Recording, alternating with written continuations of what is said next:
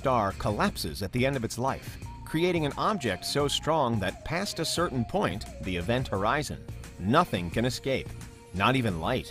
Inside, there's an infinitely dense singularity, a final destination for all the matter a black hole consumes, and a place where the normal laws of physics no longer apply. For decades, black holes were theorized but not proven. But now we know they exist. Now then, the theories have moved on. And based on all we know of black holes, there's a new cosmic conundrum in town: white holes. We've yet to actually observe a white hole in space, but scientists have a good idea of what one would be like.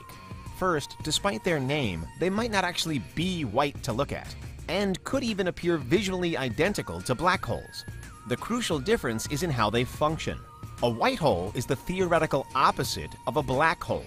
It's an object so incredibly repulsive that nothing, not even light, can ever enter it. Therefore, it's constantly ejecting matter rather than consuming it. There are many theories on what white holes could mean for the universe if they exist, ranging from one suggestion that the Big Bang itself was actually a white hole event, to another idea that white holes could be the exit points for real-life wormholes bridging between universes. One of the greatest puzzles for these mind-bending structures, though, is that if matter is constantly falling out of them, then how did that matter get inside in the first place? One theory, or group of theories, rests on the idea that black and white holes aren't just opposites, they're connected. We know that it would be easy to fall into a black hole if you were to ever get too close to one, at which point you'd find yourself mercifully spaghettified as the atoms that make up your body are stretched and stretched apart toward the singularity. Nobody knows, though, what happens to the matter next, which is where white holes come in. According to some models, black and white holes could actually be the exact same object, or two stages in the life cycle of the same object, which means that the only way into a white hole is via a black hole first of all. That black hole would then lead you to an exit point, or else reform into its repulsive other and spew you out that way. Unfortunately for you, you'd have long died by the time any of this happens, if any of it happens. But hey, at least your spaghettified atoms would find their way back out into the universe to become something new. Still, simply finding yourself, or the particles that make up yourself, inside a white hole isn't quite the same thing as falling into one from the outside. Approaching the problem from the front would be no easy feat, however. In fact, it would be impossible unless you were to devise a way to travel faster than light. FTL speed is really the minimum requirement for falling into a white hole, because nothing short of that would get you past its own event horizon, i.e. past the boundary at which nothing, not even light, can enter it. In this scenario, then, you wouldn't really be falling at all. You'd be hurtling forwards at more than light speed, which means more than 299,792,458 meters per second. If you were traveling in anywhere close to the traditional sense, you could well need an infinite power source to do so. We could potentially say then that falling into a white hole would require unlimited energy. We can definitely say that it wouldn't be easy. One way around the obstacle of FTL travel would be an Alcubierre drive, one of the leading proposals for a warp drive design. While a totally hypothetical machine at the moment, an Alcubierre drive would create a bubble of space-time around a vehicle to enable superspeed. It works in theory because locally within the bubble, the speed of light never needs to be broken. Instead, space-time is bent or warped around the bubble, moving the traveler through space at an infinitely faster rate. You get from A to B, and the laws of physics remain relatively intact. Of course, right now we don't know whether an Alcubierre drive could ever be possible, but regardless, that's the level of kit you'd need for this task. Say you've managed to build yourself an Alcubierre drive, however. On the one hand, you'd be the toast of science and engineering and a pioneering inventor. On the other, you've still got a long way to go before you could safely approach a white hole. Even were space-time to be warped and distorted all around you, you'd still be racing toward an object that's firing out a constant stream of matter at a mind-boggling rate. Even in the vastness of space, there are few situations that are more dangerous than this one. The main problem is that you'd need a completely indestructible ship.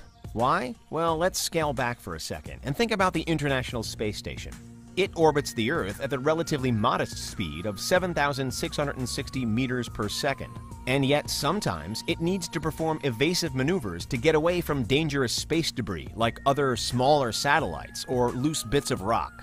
Because both the debris and the ISS are traveling so quickly, even a small item could have a devastating impact. Now let's zoom out again and back to the entrance of our white hole. Not only would you have to exceed the speed of light to get through it, but everything else, all of the rejected, repelled matter heading in the opposite direction and straight towards you, would be moving incredibly fast too. Ultra-high-speed collisions then would be impossible to avoid. And unless your ship was up to the task, just one such collision with even a tiny piece of matter could destroy your vehicle and kill you. But what if you've managed to build an Alcubierre drive and design an indestructible ship? Your last major complication comes in the form of time available, because the window of opportunity with white holes could be very small. One theory on the nature of these things is that they can only survive for as long as they have matter to eject. When that matter runs out, they disappear. Considering again the speeds we're dealing with, it could then be the case that white holes are extremely short-lived, which is one reason why we're yet to find one in reality. So to even have a chance of getting into one, you'd need to be on the scene in a flash, perhaps literally. Which means you'd need either to be incredibly fortunate and just so happen to be in the right place at the right time, or you'd need a supreme and instantaneous location device. Say you've worked all of that out though. You've powered your way through space at FTL speeds, avoided all of the endless stuff that your enigmatic target can throw at you, you've arrived in time not to miss anything, and you've passed the event horizon. Would your incredible physics-defying self or vehicle remain quite so effective inside the white hole itself? Well, at this point, it's truly impossible to know. If the inside of a white hole is anything like what scientists suspect the inside of a black hole to be, then it's an extreme and extremely unwelcoming place. And if these structures really did amount to one half of a wormhole, then you're in for a deluge of what's generally referred to as exotic matter, the unknown particles and atoms that scientists believe are necessary for wormholes to exist. What's almost certain is that the nature of your reality will have changed beyond all current comprehension. And while you might be safe inside an ordinarily indestructible ship, there's no telling how it would react to the otherwise totally fundamentally alien landscape outside of your window. More than likely, you'd find yourself disintegrated, unaware of what was happening to you until it had already happened. But if the theory we mentioned at the beginning of this video, that the Big Bang was a white hole event, holds true, then your floating white hole defeating atoms could yet form the basis of a brand new world. They are one of modern science's greatest unknowns, but that's what would happen if you fell into a white hole.